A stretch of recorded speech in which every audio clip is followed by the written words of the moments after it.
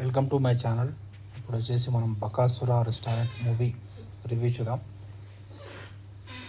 First మా channel subscribe చేసుకోండి. Subscribe, like and share to see the movie reviews. Bakasura restaurant movie వచ్చే వరకు ఇందులో మెయిన్ క్యారెక్టర్స్ వచ్చే వరకు ఒక హీరో ఉంటాడు, ప్లస్ తనకు ఫ్రెండ్స్ ఉంటారు. వాళ్ళందరూ బ్యాచిలర్స్ రూమ్ షేర్ చేసుకుంటారు. హీరో వచ్చేసి తను సాఫ్ట్వేర్ ఎంప్లాయీ. తనకు వచ్చేసి ఒక ఎంప్లాయ్మెంట్ జాబ్లో ఇరిటేషన్ ఎక్కువ ఉంటుంది. జాబ్ మానేసి రెస్టారెంట్ పెట్టుకోవాలని చెప్పి తనకు అంబిషన్ ఉంటుంది. ఒక రెస్టారెంట్ ఓపెన్ చేయాలని చెప్పి. జాబ్ తనకు ఇంట్రెస్ట్ ఉండదు.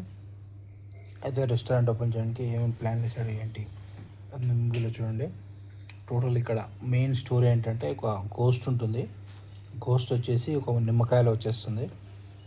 వాళ్ళ ఫస్ట్ హాఫ్లో కామెడీ బాగుంటుంది. ఒక నిమ్మకాయ నుంచి వాళ్ళ ఒకరి దగ్గరికి రోజుకు ఒకరి మాటలో బాడీలో ప్రవేశించి వాళ్ళ ఒంట్లో ఉన్న ఫుడ్ అంతా ఖాళీ అవుతుంది.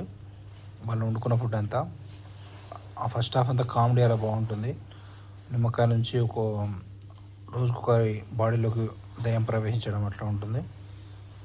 అయితే ఒకసారి ఇంకో క్యారెక్టర్ అతను వస్తాడు ఆ రూమ్కి. ఇంకో అతను ఏం చేస్తాడంటే ఇక ఆ నింబుని షర్బత్లా తాగిస్తాడు. అయితే దయ్యం అతని లోపలికి వచ్చేస్తుంది.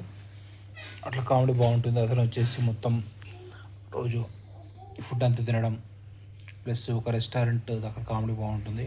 ఒక హోటల్లో వచ్చేసి తిన్నంత భోజనం అంటే ఆ హోటల్ అంతా కాల్ చేయడం, ఆ కామెడీ బాగుంటుంది. నెక్స్ట్ ఇక్కడ హర్ష వచ్చేసి సెకండ్ హాఫ్లో వస్తాడు. హర్ష వచ్చేసి ఆ దయ్యం అనేది హర్ష దయ్యం అన్నట్టు. సెకండ్ హాఫ్లో మీరు మూవీ చూడండి. ఆ దయ్యం హర్ష స్టోరీ ఏంటి అనేది, లాస్ట్ హర్ష వీళ్ళకు ఎలా దూరం అయ్యాడు, ఆ దయ్యం ఎలా వెళ్ళిపోయింది. మూవీ అయితే యావరేజ్ ఉంది. ఫస్ట్ హాఫ్ కామెడీ బాగుంటుంది, సెకండ్ హాఫ్ లెంతీగా ఉంటుంది. మూవీకి రేటింగ్స్ వచ్చేసి 3.5 out of 5 ఇవ్వచ్చు. Subscribe to my channel to see the movie review.